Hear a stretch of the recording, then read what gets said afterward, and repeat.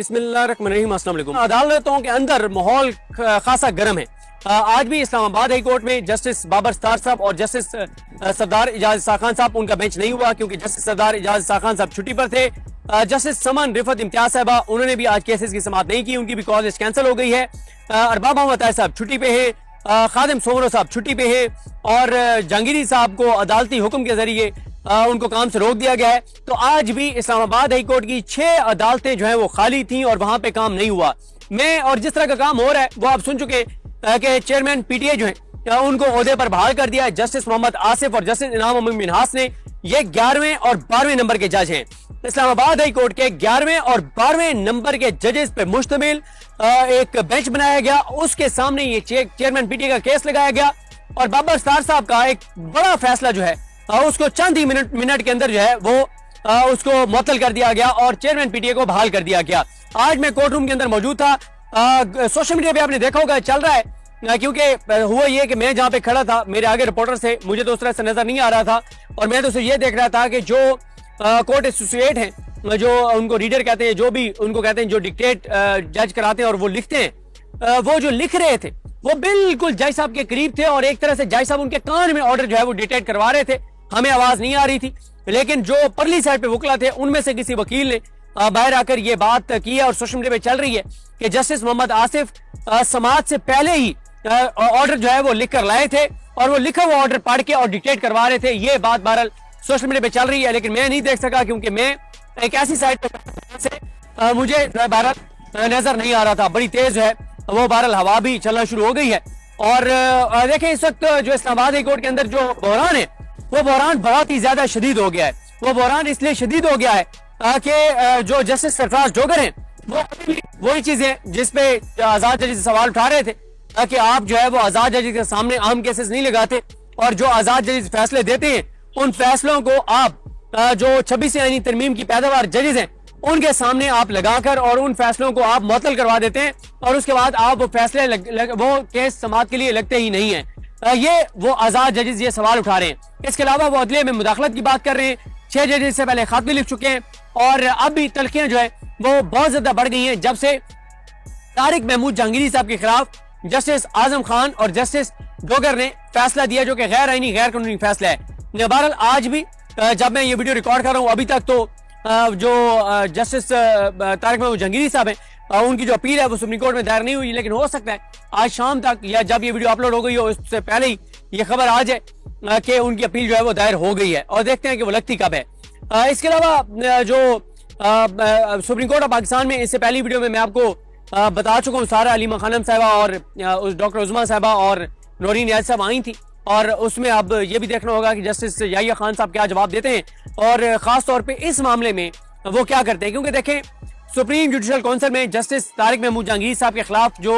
एक कंप्लेंट है वो पेंडिंग है डिग्री वाली, उसके ऊपर जो सुप्रीम जुडिशल काउंसिल का लास्ट इजलास था उसमें बाकी जजेस के खिलाफ जो शिकायत थी वो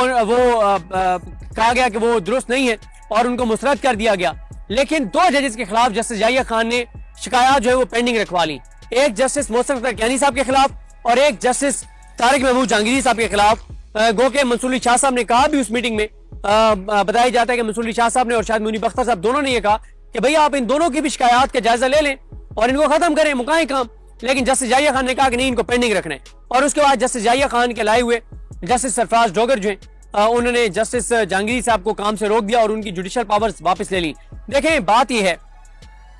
कि इस्लामाबाद हाई कोर्ट के अंदर ये जो जजेस है ना, मैंने आज ट्वीट भी किया था क्योंकि आज तीसरा दिन है मैं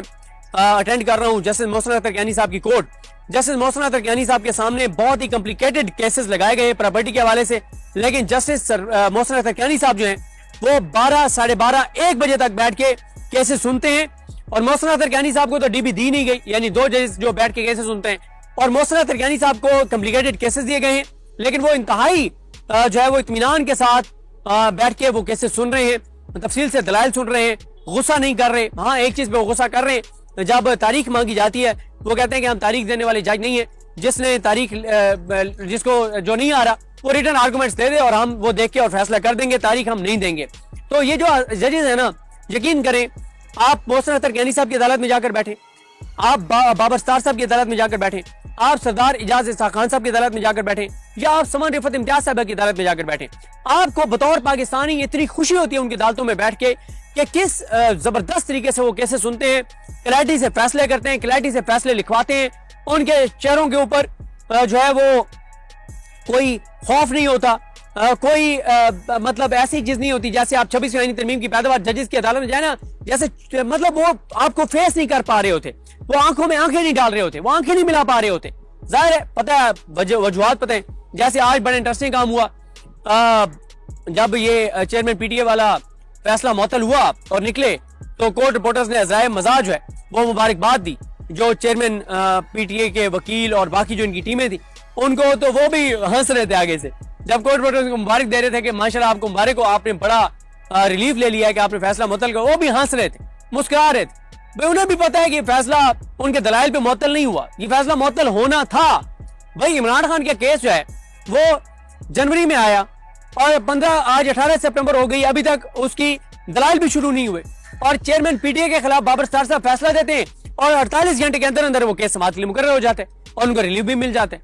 تو یہ چیزیں سب کے سامنے ہیں، لیکن بات یہ ہے کہ یہ جو عدالت کے اندر اس وقت بحران ہے، یہ بحران شدید ہو رہا ہے. گو کہ وکلا تنظیموں کا میں آپ کو بتا دوں کل تقریریں بڑی سخت ہوئی، ایمان مزاری صاحبہ نے بہت سخت تقریر کی اور بھی وکلا نے سخت تقریریں کی، لیکن کل اور آج دونوں دن بہرحال سٹرائک جو ہے وہ ان وکلا تنظیموں کی اسلام آباد ہائی کورٹ کی حد تک تو اس طرح سے کامیاب نہیں تھی جس طرح سے ہونی چاہیے تھی. اس طرح سے وکلا احتجاج کر بھی نہیں رہے جس طرح سے ان کو کرنا چاہیے تھا. اچھا پی ٹی آئی کے وکلا بھی اس طرح سے احتجاج نہیں کر رہے جس طرح ان کو احتجاج کرنا چاہیے، اور یہ 17-18 سال بعد وکلا کو ایک موقع ملا ہے. لیکن دیکھیں جو کچھ عدلیہ کے ساتھ کیا جا رہا ہے نا، اس سے عمران خان کو کوئی نقصان نہیں ہو رہا. عمران خان کو جیل میں رکھنے کے لیے، عمران خان کو کمزور کرنے کے لیے، عمران خان کو بدنام کرنے کے لیے عدلیہ کو تباہ کیا گیا. اس سے عمران خان کا کیا گیا؟ وہ جیل میں بیٹھے اطمینان سے بیٹھے. وہ آج علیمہ خانم نے کہا، انہوں نے کہا عمران خان کے صبر کو داد دیں، درست کہا انہوں نے، اور اس کی پاپولیرٹی تو بڑھ رہی ہے. نقصان کس کا ہو رہا ہے؟ نقصان عدلیہ کا ہو رہا ہے، نقصان پاکستان کے لوگوں کا ہو رہا ہے کہ آپ جس طرح کے ججز کو آپ لے کر آئے ہیں، نالائق ججز کو آپ نے بھرتی کیا عمران خان کے خلاف، وہ فیصلے نہیں کر پا رہے اور زیر التوا کیسز کی تعداد بڑھ رہی ہے. بھائی آپ اس وقت جو ہے وہ 12 جج ہو گئے، 12-13 جج ہوں گے اسلام آباد کورٹ میں، لیکن فیصلے زیر التوا کیسز کی تعداد بڑھ گئی ہے. اور پھر کیوں؟ کیونکہ محسن اظہر کیانی صاحب کو ڈی بی دی نہیں گئی کہ 2 ججز بیٹھ کے جو کیس سنتے ہیں. جو بابر ستار صاحب ہیں اور سردار اعجاز اسحاق خان صاحب ہیں، ان کا سنگل بینچ ختم کر دیا گیا، ان کو 2 رکنی بینچ دے دیا گیا، کمپلیکیٹڈ ٹیکس میٹرز دے دیے گئے، کیونکہ وہ ظاہر ہے وہ لائق ججز ہیں، وہ فیصلے کر رہے ہیں. اور طارق محمود جہانگیری صاحب کو ویسے کام سے روک دیا گیا ہے، خادم سومرو صاحب آ ہی نہیں رہے، اور باب محمد طاہر صاحب اس لیے چھٹی پہ چلے گئے کہ وہ اس کمیٹی کا حصہ تھے جس کمیٹی نے جسٹس سرفراز جوگر کے خلاف تحقیقات کرنی تھی، ہراسمنٹ والی. اور پھر ارباب محمد طاہر صاحب کا اطلاع آئی کہ انہوں نے ایک لیٹر لکھا ہے اور انہوں نے کمیٹی سے علیحدگی اختیار کر لی اور کہا کہ ایک جج کے خلاف تو جو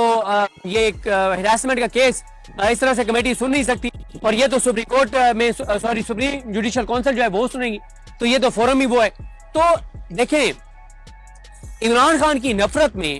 عدلیہ کو جو ٹکے ٹوکری کیا گیا ہے، اس سے نقصان عدلیہ کا ہوا ہے، پاکستان اور پاکستان کے لوگوں کا ہوا ہے. اب آپ دیکھیں لوگ عدلیہ میں آ ہی نہیں رہے، اس طرح سے لوگ قانون ہاتھ میں لے رہے. کل ہمیں ایک درخواست گزار ملا، اس کے خلاف فیصلہ آیا، وہ پتہ نہیں 5-6 سال سے دھکے کھا رہا تھا، کل وہ پھٹ پڑا، کہتا ہے کہ میرا دل یہ کرتا ہے کہ میں اے جے کے سے ہوں، میں یہاں سے چلا جاؤں اور میں اے جے کی مسجدوں میں جا کے اعلان کروں، اے جے کی مسجدوں میں جا کے بتاؤں کہ پاکستان کی عدالتیں کیا کریں گی. اب آپ بتائیں نا اس سے نقصان کس کا ہوگا؟ پاکستان کا ہوگا. عدلیہ کا نقصان ہو رہا ہے، اداروں کا نقصان ہو رہا ہے. عمران خان کا کوئی نقصان نہیں ہو رہا، اس کی محبت بڑھتی چلی جا رہی ہے، اس کا ووٹ بینک بڑھتا چلا جا رہا ہے. مجھے اپنی دعا میں یاد رکھیں. الگ امام صاحب کا حامی ناصر. اللہ حافظ.